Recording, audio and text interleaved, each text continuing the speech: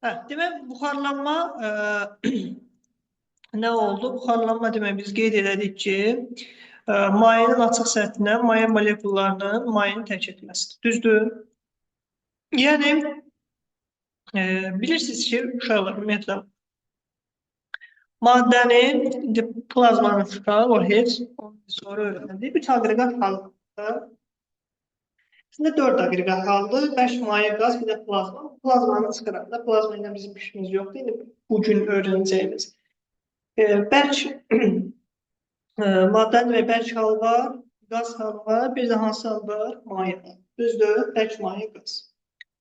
Gəlin uşaqlar, bir dənə ümumi olaraq, onu yəqin ki, kimyadan kesirsiniz siz. Amma yenə də gəlin nəzər salaq. Sonra baxaq. Bana demək, 3 aqreqat halı var. Maye, bərk, bir də nə? Qaz. İndi mayədən bərkə, bərkdən mayəyə, mayədən qaza, qazdan mayəyə, bərkdən qaza, qazdan bərk. Aydındır? Əslində bərk, maye, qaz belə olur, amma bir problem yoxdur burada. Demək, mayədən bərkə keçmə nə idi? Nə adlanırdı bu? Kristallaşma və yaxud donma, bərkdən mayəyə ərimə, bərkdən qaza, buna nə deyirdik?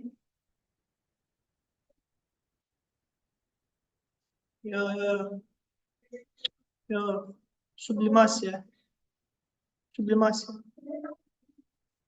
Bərkdən qaza sublimasiyadır. Qazdan bərkə desublimasiya.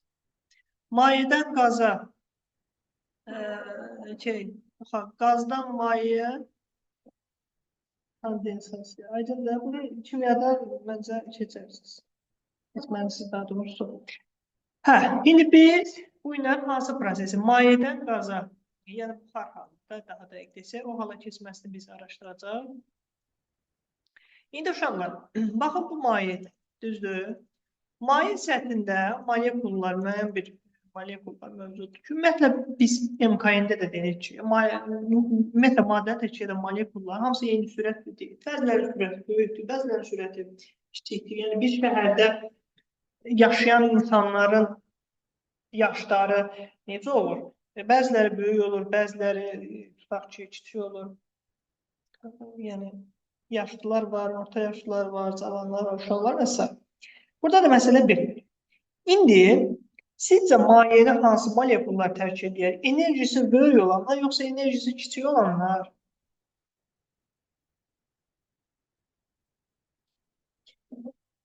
Enerjisi əlbəttə ki, böyük olanlar nə edir? Mayeni tərk edir. Aydındır. Yəni, həm ümumiyyətlə molekullar, digər molekulların cazibəsi altında düzdür. İndi həmin cazibəyə üstün gəlmək üçün molekulun enerjisi olmalıdır, böyük olmalıdır ki, və bu mayeni tərk etməyə, yəni yetərli olsun da həmin enerji. Bax, o enerjiyə malik olan molekullar mayeni tərk edir. Yəni, mayenin açıq səthindən maye molekullarının mayeni tərk etməsi adlanır buxarlanma. Aydındır. Buxarlanma bütün temperaturlarda gedir.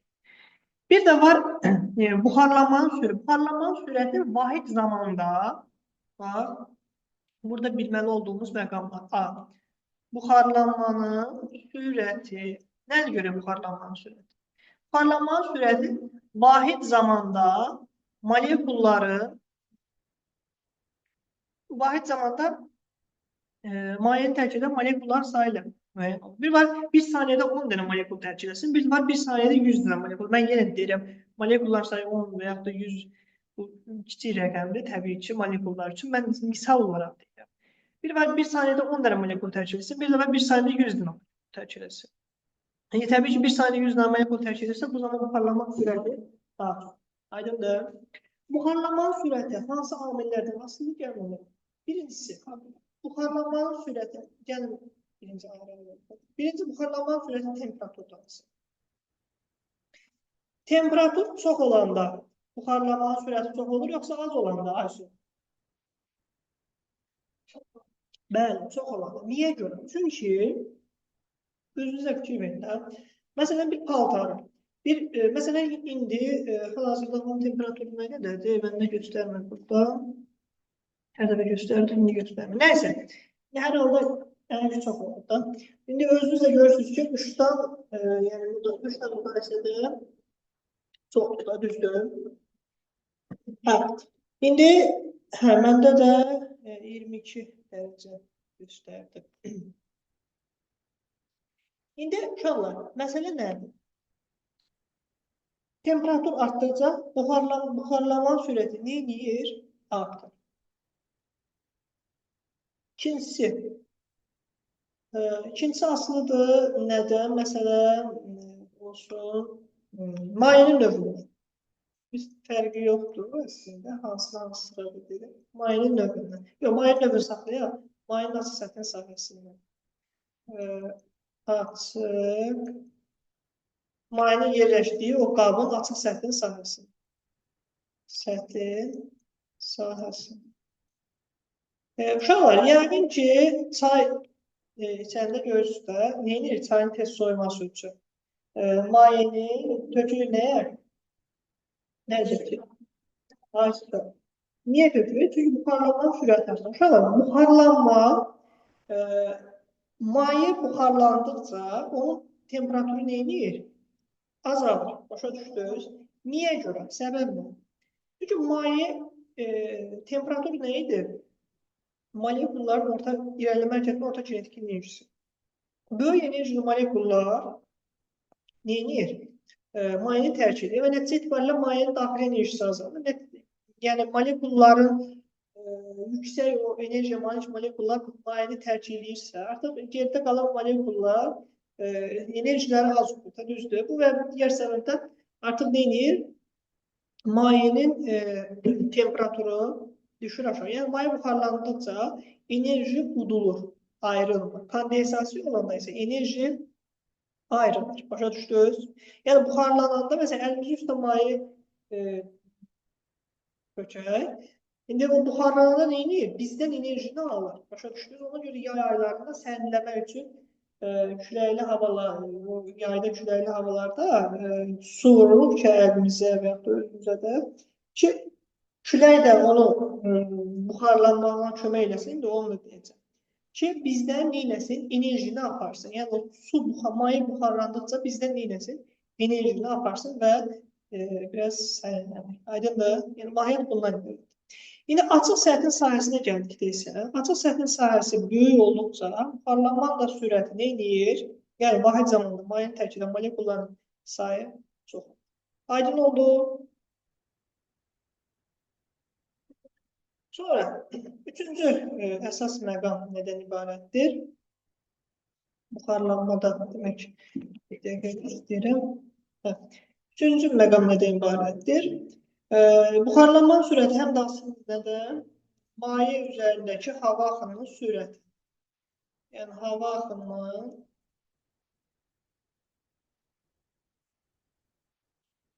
sürəti.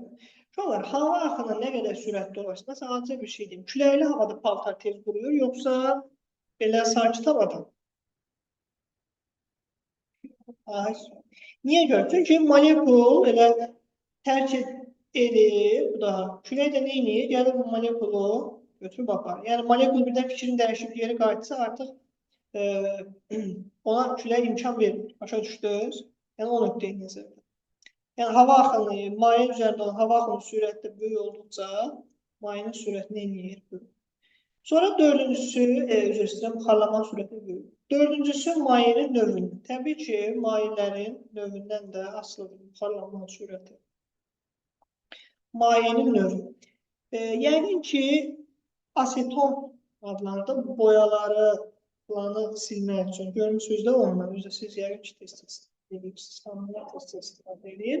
Asetonun da ağzını heç kim açıq qoymur və yaxud da görsəz ki, açıqdır, hətta əsəbləşirsiniz. Düzdür? Niyə görə? Çünki, uşaqlar, ümumiyyətlə, aseton, bilirsiniz də, bu evdə zətdə da divar boyaların falan da, yəni bu boyanı aparmaq üçün istifadə olunur. Məsələn, asetonu deyirəm, elə başqa şeydir, sadəcə indi ağlıma o gəldi, onu deyirəm. Asetonun, məsələn, suyu ağzına qabda qoyanda o dərəcədə də çox buxarlanmır. Söhbət eyni temperaturdan gedir. Amma asetonu qoysa, aseton daha tez buxarlanacaq. Sizin dilinizlə desə uçacaq. Uçmur, əslində buxarlanır. Niyə görə? Çünki o artıq asetonun növündən, yəni burada artıq buxarlanmanın mayenin növündən asılı olmasını da göstərir. Buxarlanmanın sürətinin mayenin növündən asılı olmasını da göstərir. Yəni, vahid zamanda asetondan eyni temperaturda söhbət gedir. Buxarlanan molekulların sayı sudan buxarlanan molekulların sayından necədir? Çoxdur. Aydındır. Məsələn, adicə bir şey deyim. Suyu əlimizə tökək, bir də spirtdir. Düzdür. Suyu nə bilim, əlimizdən qurutmaq üçün gedirik, dəsmala silirik və yaxud da o müasir dövrdə şeylər vardır, o isti hava buraxanda, yəni o şeylər, onlardan daha çox ictimai yerlərdə. Ondan istifadə edirik. Yəni suyu buxarlandırmaq üçün də minəcə vəziyyətlə onu əlimizdən apara bilirik. Amma spirti heç nəyə ehtiyac yoxdur. Spirti vurun əlinizə, nə olacaq? Çox kiçik bir zaman ərzində həmin o spirt buxarlanır. Demək, spirtin vahid zamanda yəni buxarlanma sürəti, daha doğrusu spirtin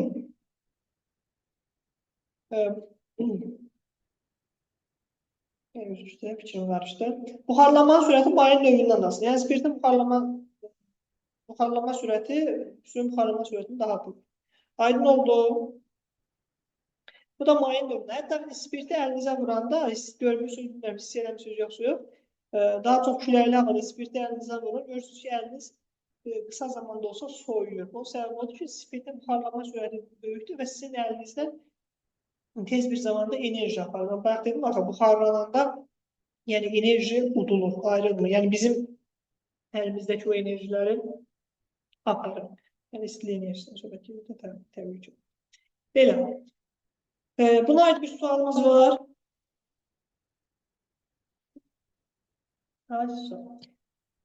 Deməli, uşaqlar, birincisi bu məsələni dedim. Mən həyati misallar seçərək deyirəm ki, daha yaxşı həyatda qalsın, maraqlı mövzulardır bunlar hamısı. Bir də yenə deyirəm, buxarlanma bütün temperaturlarda başlayır. Sadəcə olaraq təbii aşağı temperaturda buxarlanma daha kiçikdir. Böyük temperaturlarda daha çox. Məsələn, yay aylarında məsələn, islanmış bir paltar olsun, falan olsun, daha tez quruyur, nəinki qış aylarında. Çünki yayda bizdə indi orta temperatur 35 dərəcə. Yəni, bəzən hətta 40 dərəcəyə də yaxın olur, 40 Selsidə söhbət edir. Amma qış aylarında nə qədər olur ki, yəni ən çoxu olar bir 10 dərəcə falan da, yəni bəzən çox aşağı olur. Hətta qar yağanda -2, -3 dərəcə temperaturda qeydə alınır. Demək, məsələlər uşaqlar bura qədər birinci hissə. İkinci məsələ nədir? Buxarlanma. Demək, mənim M kütləli mayem var. Mən bunu tam olaraq buxara çevirmək üçün Q qədər enerji sərf etməliyəm. Düzdür? Çünki mən nə dedim? Mayeni buxara çevirmək üçün, yəni maye buxarlananda enerji neyini udulur. Yəni mayeni mən buxara çevirmək istəyirəm, sonra enerji. Amma bu enerji nəyə bərabər? Həmin bu enerji aydın məsələdir ki, Q, M-lə düz asıl. Bir var 1 kiloqram suyu mayeni buxara çevirəsən, bir var 10 kiloqram mayeni buxara çevirəsən. Yəni, yenə burada söhbət şeydən getmir. Təkcə sudan və yaxud da təkcə asetondan falan, yəni bütün mayelər aiddir. Bir də uşaqlar, təbii ki, mayenin növündən, məsələn, 1 kiloqram suyu buxara çevirmək üçün sərf olunan enerji ayrı, 1 kiloqram asetonu, məsələn, buxara çevirmək üçün enerji ayrı, yəni ayrı miqdarlarda enerji sərf olunur. Deməli, Q həm də nədən asılıdır? Q bərabərdir. Yəni, mayenin növünü xarakterizə edən kəmiyyət, o da adlanır E. Buna da deyilən xüsusi buxarlanma istiliyi. Xüsusi buxarlanma istiliyi belə yazılır. L bərabərdir Q bölünsün M. Uşaqlar, bax, bu Q, yenə də keçən dəfə dedim, bu dəfə də deyirəm. Nə M-dən asılı deyil, nə də Q-dən asılı deyil. Bu L mayenin növünü xarakterizə edən bir kəmiyyətdir. Yəni, mayenin növündən asılı, bir də temperaturdan asılı. Aydın oldu. Belə. İndi bunları hamısı uşaqlar dedim və elin də aydın məsələdir ki, vahidi nədir? Elin də vahidi demək, 1 sol bölünmüş olacaq 2. Aydındır. İndi uşaqlar, siz mayeni buxarlandıranda elm qədər istiliyi verirsinizsə ona. Bu kondensasiya eləyəndə o elm qədər istiliyi qaytarır bizi. Şimdi aydın oldu. Yəni, mən mayeni tutaq ki, buxarlandırmaq istəyirəmsə, ona 40 joule enerji verdim. Həmin maye kondensasiya olanda o 40 joule enerjini eləyir, qaytarır bizə. Aydındır. Yəni, bir növ borc alır, sonra kondensasiya eləyəndə də qaytarır. Oldu, başa düşdü. Məsələ bundan ibarətdir. Sonra uşaqlar gəlir qaynama. Qaynama nədir? Gəlin buna nəzər salaq. Qaynama uşaqlar mayenin bütün həcmində baş verən buxarlanma. Adlanır nə? Qaynama. Bir də var mayenin qaynama temperaturu da adlanır da qaynama temperaturu. Uşaqlar, birincisi bu qaynama temperaturu asılıdır mayenin növündən. Ayrı məsələdir ki, maye dəyişdikcə,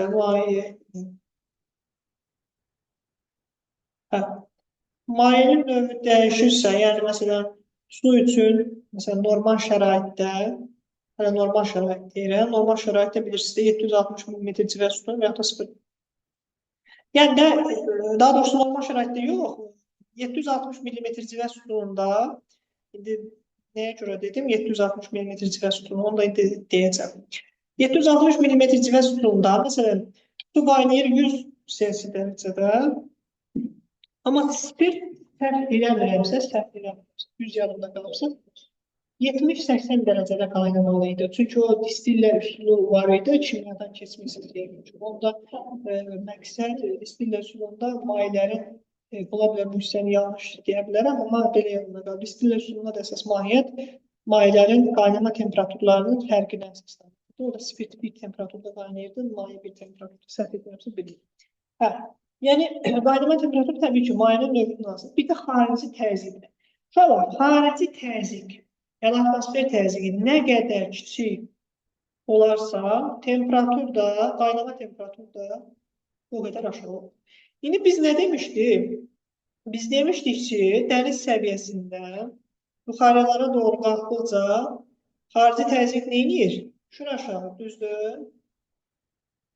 Nə demişdik də biz? Burada dəniz səviyyəsində bu 0-cı səviyyə idi də. Burada nə qədər idi təzyiq? P bərabər idi 760 millimetr civə sütun. Düzdür? Artıq dağın yuxarı hissəsində, müəyyən H hündürlükdə, qısacası deyək də, müəyyən H hündürlükdə onun təzyiqi nə edir? Düşür aşağı. Bizim qələmimiz də yaxşı getdi. Ay sağ ol. H. Burada da olur, məsələn, deyək ki, bu H-dan asılı olaraq, tutaq ki, deyək 700 millimetr civə sütunu. Düzdür? 700 millimetr, aydın məsələdir ki, burada qaynama temperaturu daha çox olacaq, yəni xarici təzyiq böyük kimi. Qaynama temperaturu daha çox olur, daha başında isə qaynama temperaturu daha az. Aydındır? Yəni, hətta elə bir təzyiq yaratmaq olar ki, 25 Celsius dərəcədə də mayeni qaynatmaq mümkün olur. Yəni, əlimizin temperaturunda da mayeni qaynatmaq mümkün olsun. Yəni, belə bir hal da ola bilər. Amma indi mən onu sizə göstərə bilsəm, çox əslində yaxşı bir iş görmüş olaram. Bircə dəqiqə. Demək, boil liquid demək at and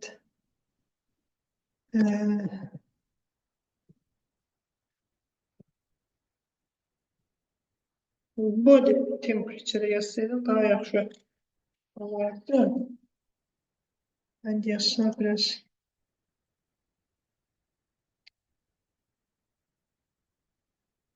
boil diye body.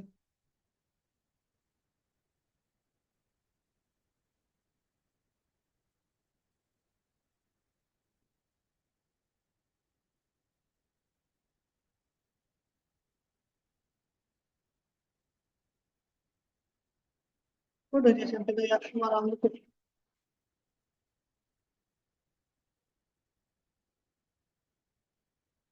Mənasız YouTube reklamlar gelmeseydi daha yaxşı olardı. Şu an mən sizə göstərim. Var uşaqlar. Burada görürsünüz.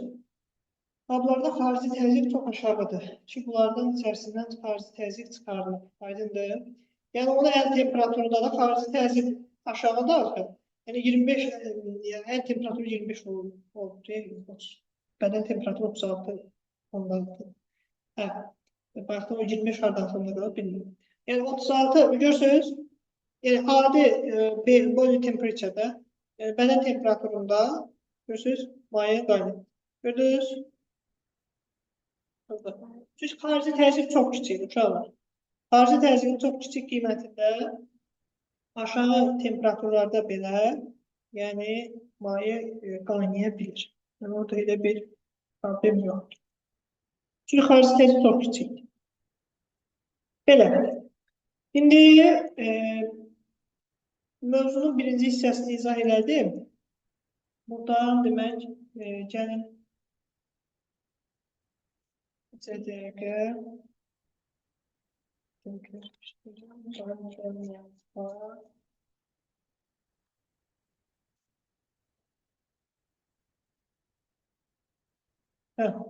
İndi izah edirəm, doyan bir də doymayan buxar məsələsi.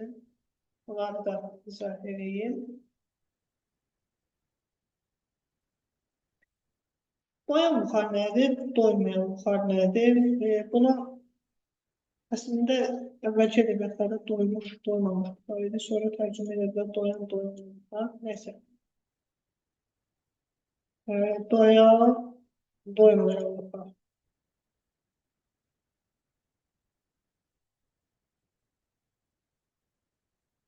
Birincisi.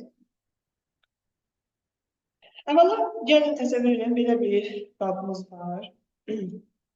Silindrik formalı qabımız. Və həmin silindrik formalı qabda, bu formada gəlin təsvir edək daha yaxşı formada. Silindrik formalı qabda belə bir porşenimiz var. Belə bir porşendir. Və bu qabda da müəyyən miqdarda maye var təbii ki. Bax, bu hissəndə.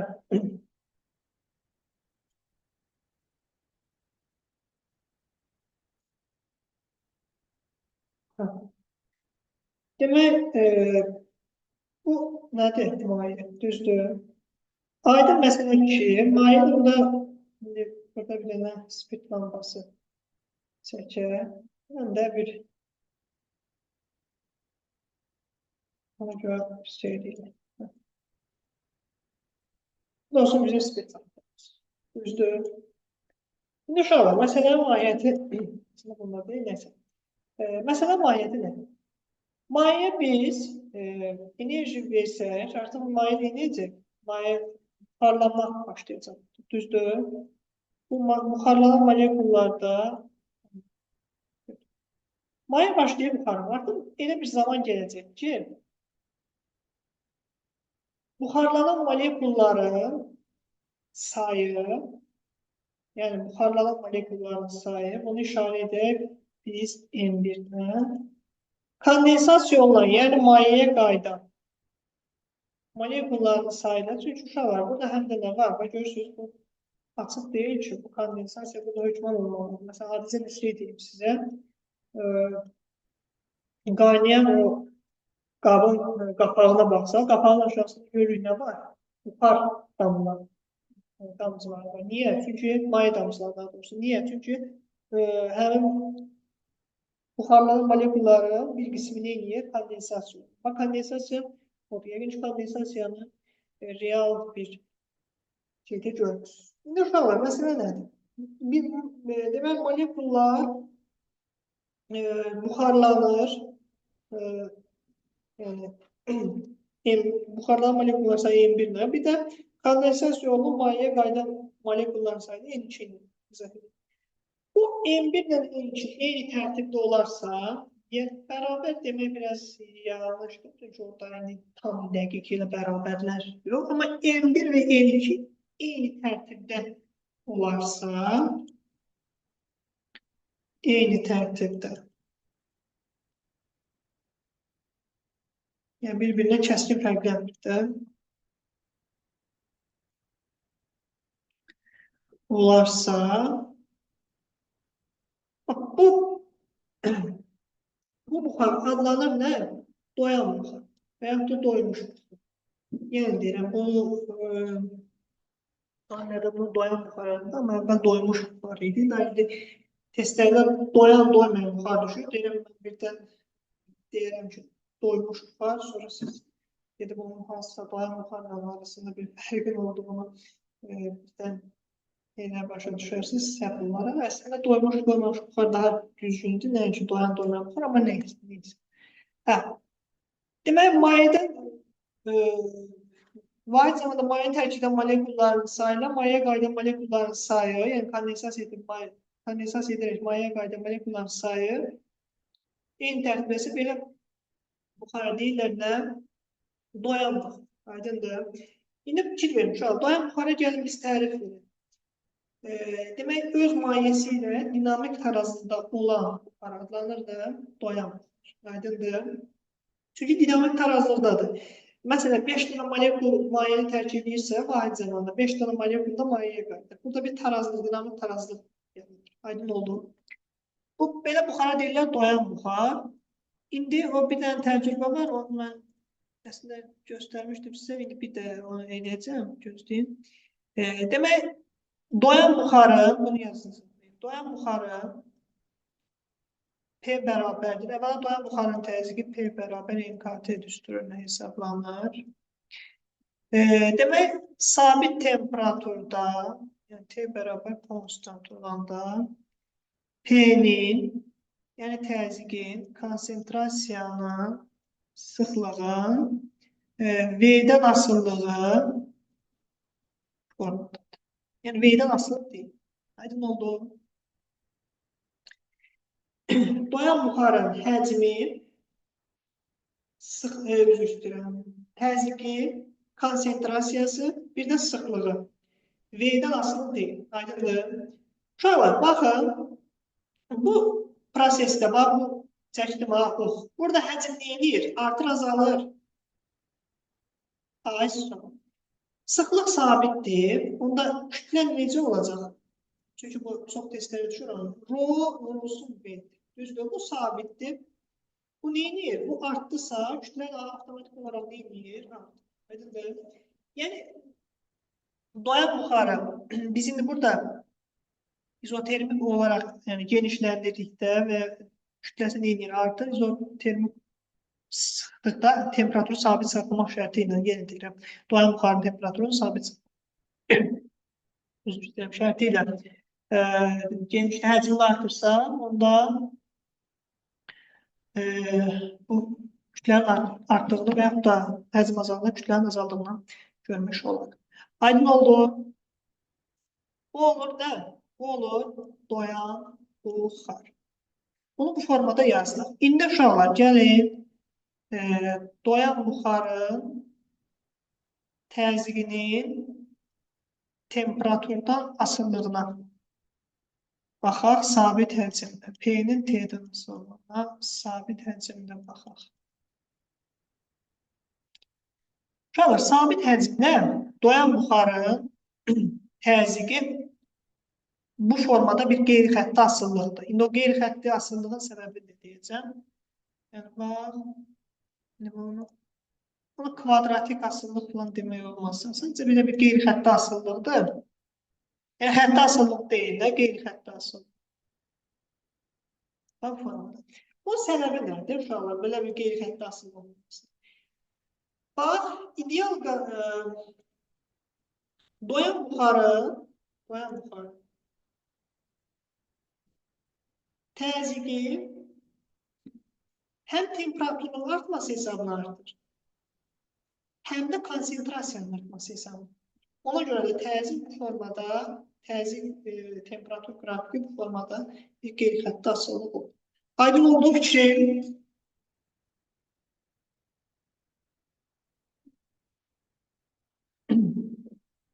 Yəni, məsələn, mən bu ox işarəsi göstərirəm. Bu ox işarəsi həmçinin konsentrasiyadır, rodur da, həmçinin o da bu formada olacaq. Daha doğrusu, demək, təzyiqin temperaturun asıllığı bu formada olacaq. O da nəyin hesabına? Konsentrasiyanın həm temperaturun bu formada artması hesabına. Aydındır, yəni temperatur artanda konsentrasiya da artır. Aydın məsələn, sıxlıq da artacaq. Onu ideal qazın sabit həcmdə temperaturuna, doyan buxarı sabit həcmdə temperaturla artırdıqda, sıxlıq artdığından kütlə də necə artacaq. Aydın oldu, rho vurulsun və indi bu sabitdir, rho artdığından hem də necə artacaq. Fikrim aydın oldu. Aysa. İndi uşaqlar, gəlirəm ikinci doymayan buxarı.